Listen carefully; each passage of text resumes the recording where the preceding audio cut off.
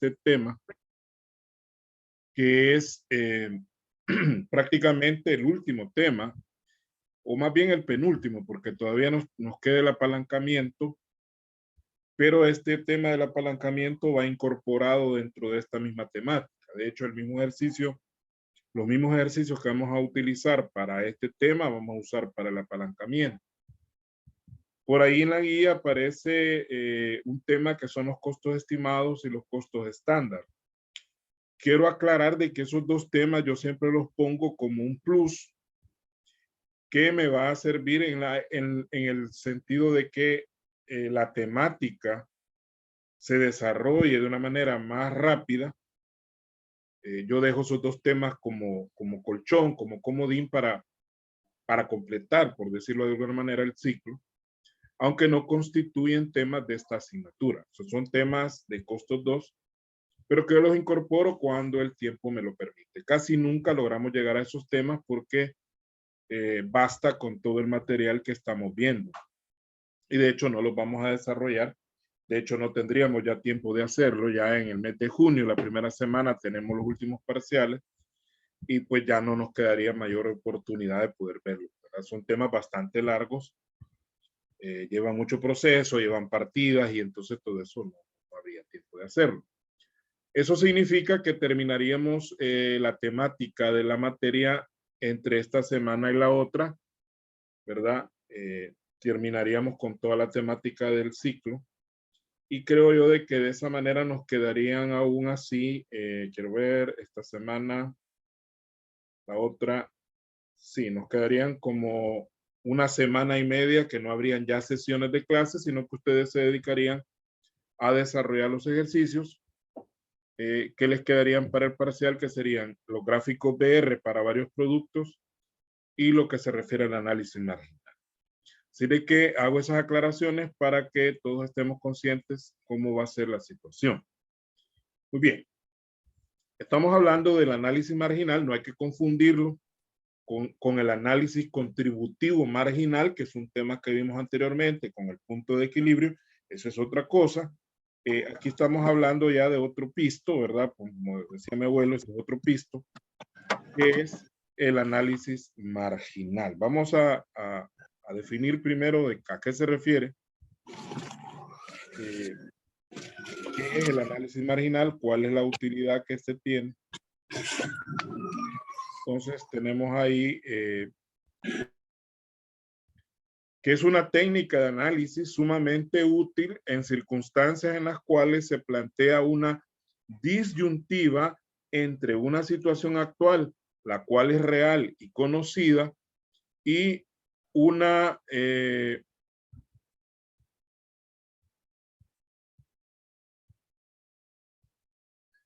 19 de mayo me dicen. Bueno, vamos a aclarar eso de la fecha para que no vayamos a tener problemas.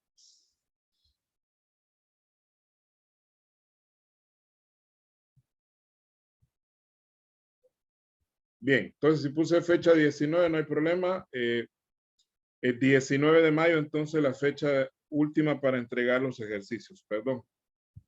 Si es que esta es la semana de laboratorio y la otra es la semana para calificar, entonces sí, no hay problema. 19 de mayo entonces la fecha de entrega de los ejercicios. Por ahí tengo pendiente un PDF que les iba a enviar del último ejercicio. La verdad que estaba un poco ocupado y a veces no es tanto que no esté ocupado, sino que como lleva varias materias y más el trabajo que uno normalmente hace, ¿verdad? Como empleado, entonces a veces se me va la piscucha y se me cruzan los cables. Pero bueno, entonces 19 de mayo la fecha última para entregar los ejercicios.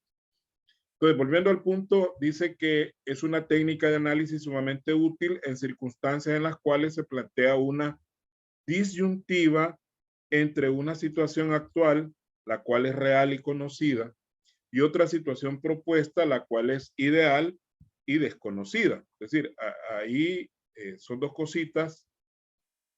Cuando decimos nosotros disyuntiva, entonces una disyuntiva es como una bifurcación en un camino. Usted llega a un punto donde va en un camino y llega a un punto en que hay dos caminos, uno a la izquierda, otro a la derecha. Entonces usted tiene que decidir por cuál camino irse. Eso es una disyuntiva, es decir, es una decisión en la cual si usted decide por una opción, descarta la otra y viceversa. Y esto se puede usar para dos situaciones que no son reales, pero generalmente los problemas que vamos a ver están enfocadas a una situación real conocida, es decir, cómo está la empresa ahorita, y una situación propuesta que normalmente tiene que ver con un incremento en los niveles de producción, la cual es ideal porque no es algo que esté pasando y es desconocida porque no sabemos realmente lo que puede pasar. Entonces, esto tiene asociados a un determinado nivel de producción y por ende a diferentes niveles de ingresos y de costos.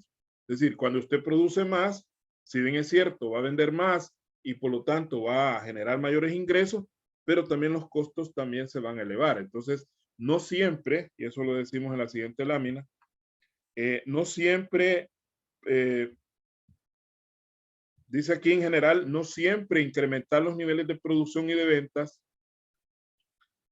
representan una mejoría en la situación económica de una empresa. Eso ya lo habíamos mencionado en una clase anterior.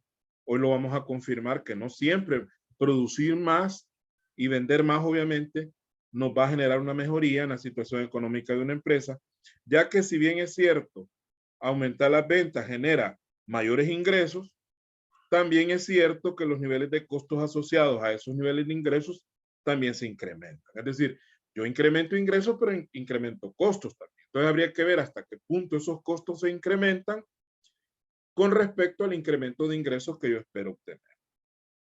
Parece ilógico y absurdo decir que al incrementar nuestros ingresos no vamos a generar mejores utilidades, pero ya vamos a ver con números situaciones que se pueden dar en la realidad y que nos van a dar la razón en ese sentido. Debido a lo anterior, es imprescindible hacer una medición del incremento de los ingresos y contrastar con los aumentos en los niveles de costos, tanto fijos como variables. Hacer un contraste, cuando decimos contraste, pues queremos decir una comparación en el sentido que los ingresos son positivos y los costos son negativos desde el punto de vista aritmético. Entonces hay que hacer un contraste entre qué tanto aumentan los ingresos y qué tanto aumentan los gastos o los costos, que son fijos y variables, obviamente. Y luego determinar el impacto en las utilidades o en su caso en las pérdidas. Habría que determinar cuál es el impacto que esto tiene en la utilidad o si la empresa tiene pérdidas, pues qué tanto impacto tiene en esas pérdidas. Porque podría darse el caso que la empresa actualmente esté con un nivel de pérdida y al aumentar la producción, en lugar de ganar o de reducir esa pérdida se haga todavía más grande. Eso podría pasar también. Así como también puede pasar que la pérdida se vuelva ganancia o que la pérdida se vuelva equilibrio. Bueno, dependerá de qué tanto se manejen los números. Con respecto a los costos, hay que aclarar que los costos variables generalmente van a aumentar de manera proporcional a los ingresos, lo cual significa que si producimos el doble, pues el costo variable va a ser el doble. Si aumentamos al triple la producción, los costos variables van a ser el triple. Es decir, que el comportamiento del costo variable va a estar en la misma proporción de los ingresos, no así los costos fijos. Los costos fijos puede ser que se mantengan, que sería lo ideal, ¿verdad? Que lográramos producir más con los mismos costos fijos. Eso sería un escenario ideal, pero también lo más común es que si se incrementa la producción, los costos fijos también de alguna manera sufran algún incremento. Eso significa que hay que tomarle mayor énfasis al análisis de los costos fijos, que son los que nos permiten apalancarnos o desapalancarnos. Ahora ya vamos metiendo el concepto de apalancamiento, que tiene una íntima relación con los costos fijos. Veamos algunos, los conceptos básicos y las fórmulas que nos van a servir para hacer estos cálculos. No se fijen en la simbología a veces da una idea de que algo es complicado, así como los mínimos cuadrados no era tan complicado como aparentaban aquellas fórmulas, las ecuaciones normales, si usted se acuerda, donde había sumatorias y todo eso. Aquí hay un símbolo ahí que es el delta, delta, que se simboliza con un triangulito. Bueno, delta es la cuarta letra del alfabeto griego, ¿no? En muchos campos de la economía, física, matemática, etcétera, se usa mucho el alfabeto griego. Por eso es importante conocer por lo menos las primeras 5 o 6 letras griegas. Alfa, beta, que son la A y la B, ¿verdad? Por de ahí viene la palabra alfabeto, que es lo que define el conjunto de letras que utilizamos, al menos en nuestro idioma español o castellano. El gamma, que sería el equivalente a la C, y ahí cambia la letra, no empieza con C, gamma, delta, que es la cuarta letra, alfa, beta, gamma, delta, epsilon, y ahí van para. De hecho, en la última temporada de huracanes del año 2021 se acabaron los nombres porque un año se le da nombres de mujer a los huracanes, otro año se le da nombres de hombres, y se acabaron los nombres de los huracanes, y si usted se acuerda, hubo huracanes con nombres de letra griega, ¿verdad? Como el famoso Iota, que hizo un gran desmadre, que es una letra griega. Bueno, entonces, ¿qué significa el delta? El delta se utiliza para identificar diferencias, ¿no? Por ejemplo, en física, si la temperatura de un recipiente dice es de 30 grados Celsius y aumenta a 35 grados, entonces el delta de temperatura o la diferencia de temperatura son 5 grados, ¿no? O sea, ha aumentado 5 grados. Lo mismo en velocidad, ¿no? Si la velocidad aumenta de 20 kilómetros por hora a 60, entonces hay un delta de 30 kilómetros por hora. Aquí es más o menos el uso que le vamos a dar al símbolo delta. Eso, para que no nos vayamos a asustar con ese símbolo. Primero tenemos que hablar del ingreso marginal, que se simboliza con IMG, ¿no? Ingreso marginal. Es el incremento de los ingresos a consecuencia de un incremento en los volúmenes de producción y de venta. O sea, es sencillo. Si yo actualmente tengo ingresos por $20,000 y al producir más, mis ingresos se elevan a $25,000, entonces mi ingreso marginal son $5,000. O sea, la diferencia entre $20,000 que estoy vendiendo actualmente hacia 25,000, que sería el nuevo valor de la venta que estoy haciendo. Quiero prevenir esta situación. Aquí en este tema, los cálculos son bien sencillos, o sea, no hay mucha complicación en los cálculos.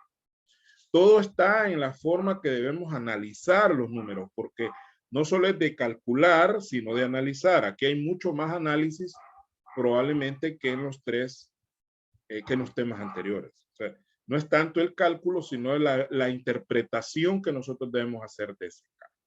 Entonces, el ingreso marginal es simplemente la diferencia entre el ingreso actual y el ingreso propuesto, ¿verdad?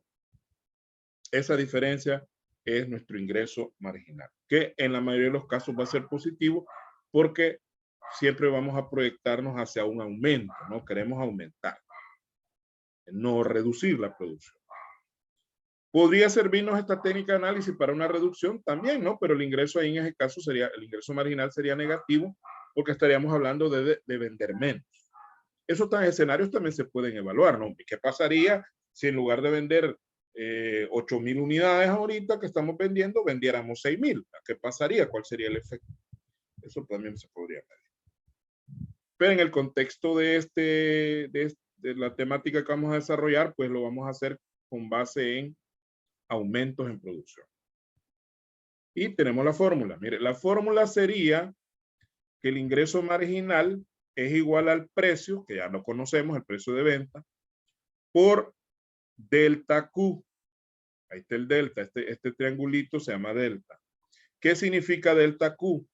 Es el incremento de la cantidad producida, ¿verdad? O sea, la diferencia entre la cantidad actual y la cantidad propuesta, ¿no? ¿Cuánto estamos vendiendo ahorita y cuánto pensamos vender después?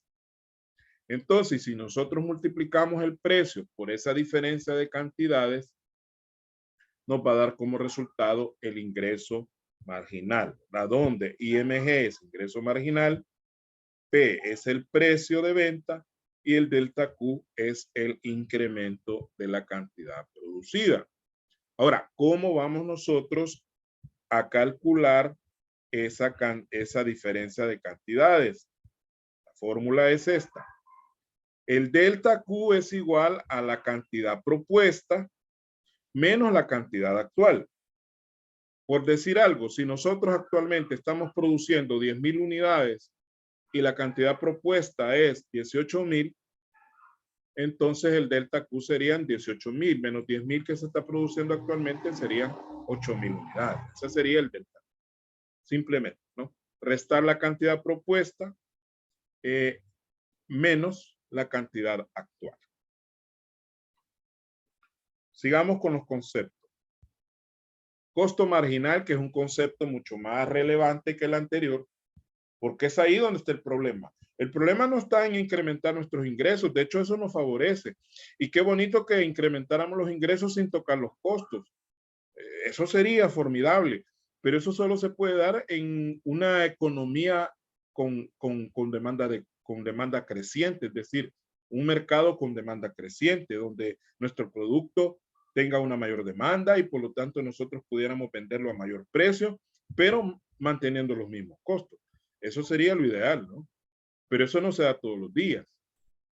No es que nuestro producto va a subir de precio y los costos van a mantenerse siempre iguales. Por eso es que el costo marginal, de hecho en economía, el costo marginal es un tema de estudio en economía política, donde, bueno, cuando usted si es que hay vos, sí creo que ya lo tuvieron que llevar introducción a la economía, ahí les enseñaron el costo marginal.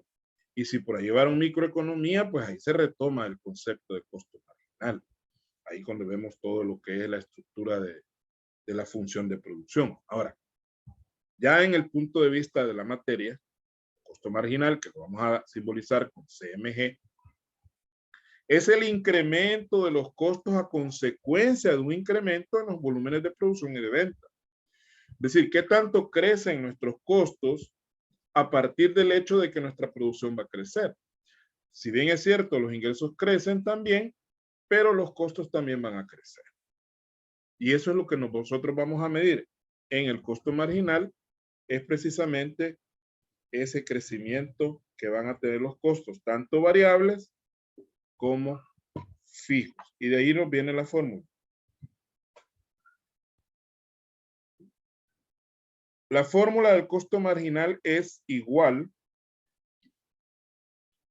al costo variable unitario multiplicado por el delta Q más el delta del costo fijo, es decir, el incremento de los costos fijos.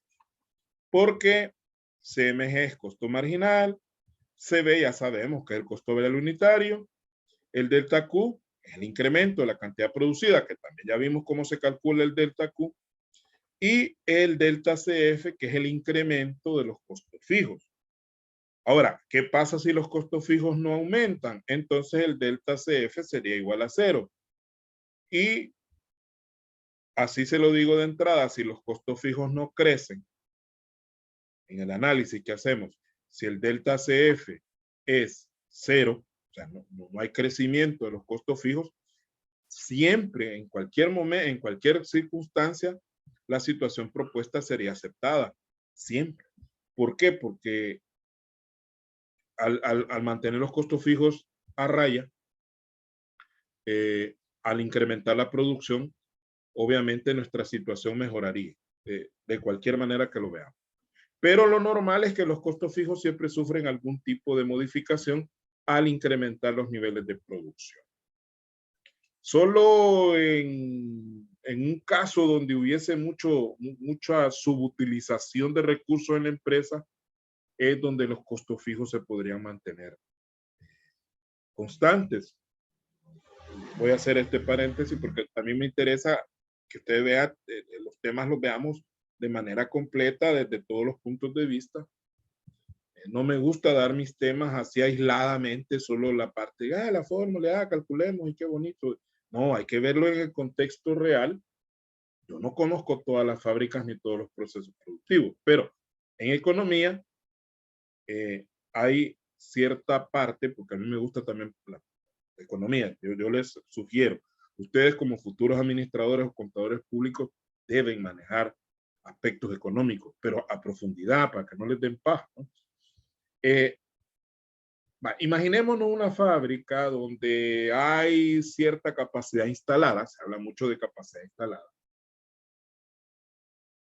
y digamos que nosotros tenemos una capacidad instalada de tanto número de máquinas, pero que nuestra ocupación, el nivel de ocupación, como se le llama normalmente en economía, estamos en un 60% de ocupación, lo cual significa que las máquinas están trabajando a una capacidad del 60%, no están al máximo de su capacidad. No es que haya un grupo de máquinas que están sin usarse y otras sí se usan. No. Todas se usan, pero no todas se están utilizando a un 100%. Estamos a un 60%.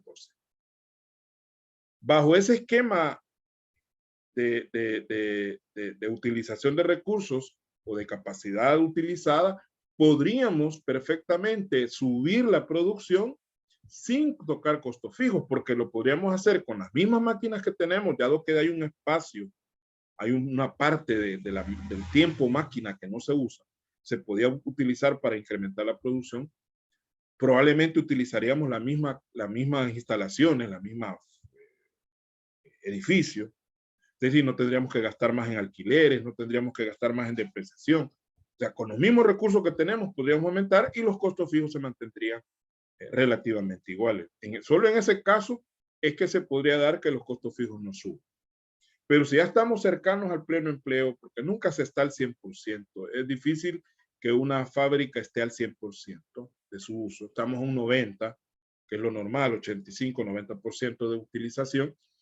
Ya cualquier incremento de producción nos generaría más costo fijo. ¿Por qué? Porque tendríamos que meter más máquinas o tendríamos que alquilar otro local o agrandar el local que tenemos. Todo eso implica incrementos en consumo de alquiler, depreciación, energía eléctrica, empleados. En fin, hay una gran cantidad de cosas que habría que incrementar. Entonces, normalmente, bajo situaciones normales, los costos fijos siempre se van a incrementar. Ahora, ¿cómo vamos a calcular esa diferencia de costos fijos? Entonces, la diferencia de costo fijo va a ser igual al costo fijo propuesto menos el costo fijo actual, ¿verdad? O sea, el costo fijo que se tendría que tener con el incremento menos el costo fijo que se tiene actualmente.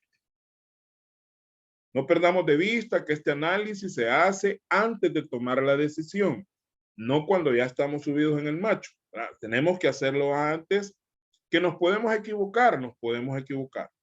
Todo va a depender de la calidad de información con la cual dispongamos, porque esos costos fijos propuestos, sobre todo porque los actuales se conocen realmente, porque eso sí existe.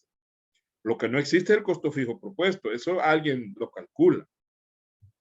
Entonces puede ser que ahí haya un error en el cálculo. Y a la hora de hacer el análisis nos da una situación y a la hora de echar a andar la propuesta puede ser que la situación sea totalmente diferente. Bien. Veamos entonces el tercer concepto.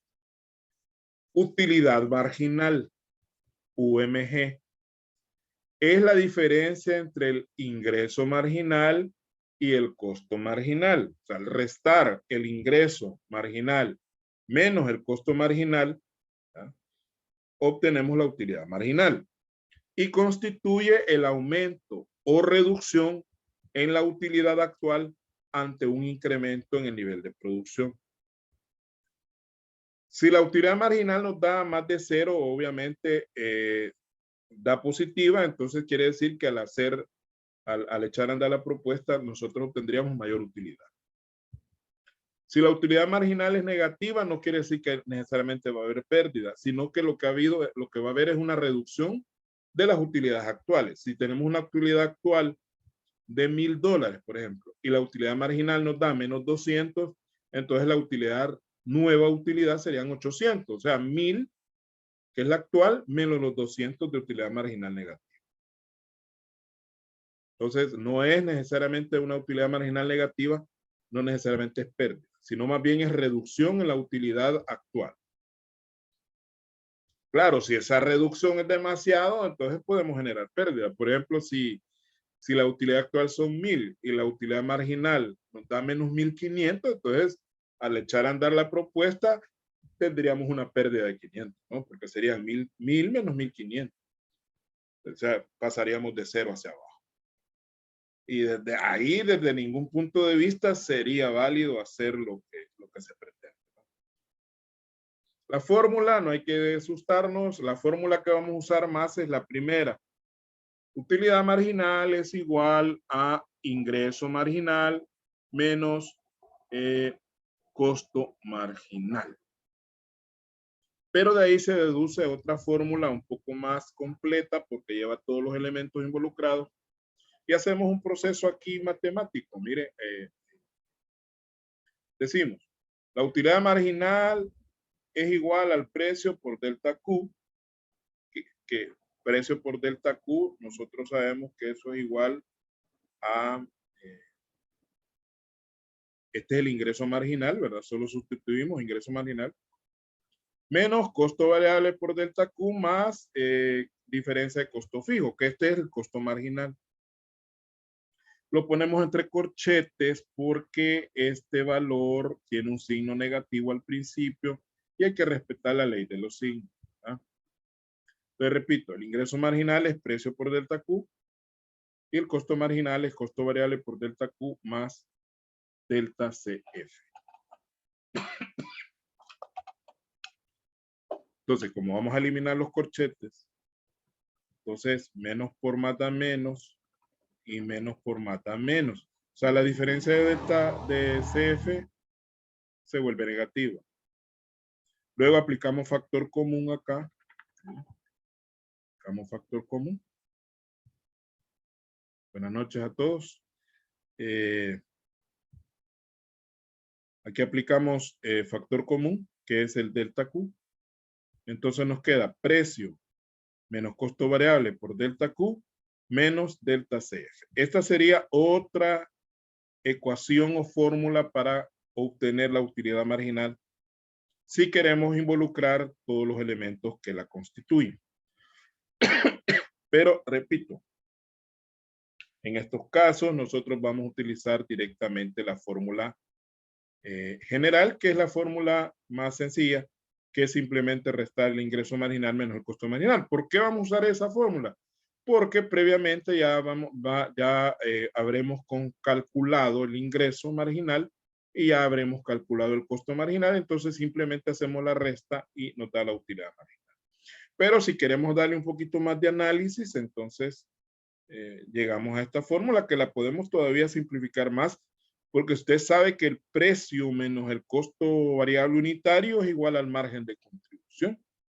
Entonces podríamos decir que la utilidad marginal es igual al margen de contribución por delta Q menos delta CF, ya de una manera mucho más simplificada.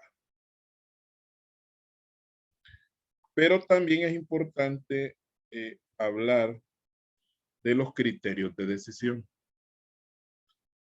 O sea, ahí dice criterios, ¿verdad?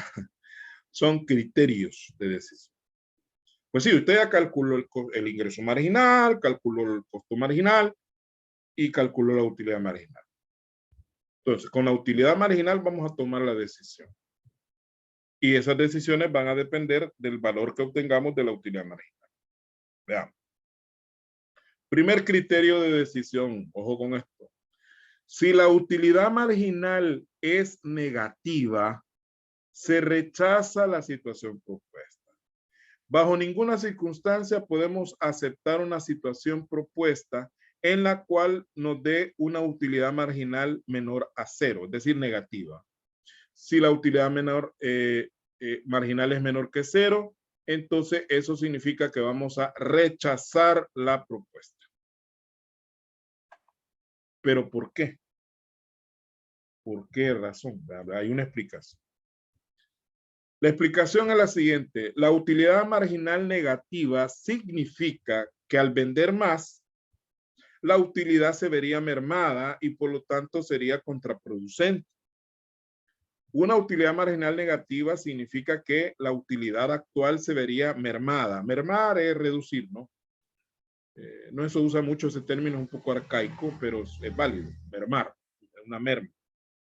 Entonces, al mermar la utilidad se vuelve contraproducente. ¿Por qué? Porque vamos a vender más para ganar menos. No es posible eso, es algo absurdo, ¿no? No voy a vender más para ganar menos. Esa es la explicación por la cual una utilidad marginal negativa implica rechazar la propuesta. Si la utilidad marginal es cero, que se puede dar también, se rechaza también la situación propuesta. Si la utilidad marginal es igual a cero, rechazo. O sea, ya dos puntos. El primero es que si es menos de cero, si es negativa, se rechaza. Y si es cero, también se rechaza. ¿Por qué razón? Tiene que haber una explicación por qué razón una utilidad marginal de cero se rechaza. La utilidad marginal nula, que es lo mismo que decir que es cero, significa que al vender más la utilidad sería la misma y por lo tanto no vale la pena el esfuerzo. ¿Sí? Si la utilidad marginal nos da cero, eso significa que la utilidad actual y la utilidad propuesta vendrían a ser iguales y por lo tanto no tendría chiste entonces estar vendiendo más para ganar lo mismo. No vale la pena el esfuerzo, estaríamos ganando lo mismo, entonces no nos quedamos como estamos, ¿no? Más que asumimos un riesgo mayor al vender más. ¿Qué tal si no logramos vender todo? Se nos voltearía la tortilla, ¿no? Y el tercer punto, si la utilidad marginal es positiva, es decir, es mayor que cero, se debe elaborar el estado de resultados y calcular el margen de utilidad neta, que ya lo conocemos, ¿no? Ya lo hemos calculado anteriormente. Es lo primero que debemos hacer. Mire, si la utilidad marginal nos da positiva, eso quiere decir que la utilidad es mayor, pero habría que ver qué tanto mayor es. Por eso es que hay que calcular el margen de utilidad neta. Y de eso resulta lo siguiente. Si el margen de utilidad neta propuesto es igual o menor al margen actual, ahí dice la, pero es el, ¿verdad? Al margen actual, se rechaza la propuesta. Es decir, si el margen de utilidad neta que vamos a obtener con la nueva propuesta es menor que el actual o es igual, no aceptamos porque estaríamos sacando prácticamente el mismo margen de ganancia. Y caso contrario, o sea, ahí dice que si el margen de utilidad neta es igual o menor, implica que aunque la utilidad es mayor, no es suficiente para asumir el riesgo. Y vamos a cerrar porque ya me está comiendo el tiempo y vamos a retomar en este punto para luego ver el primer ejemplo.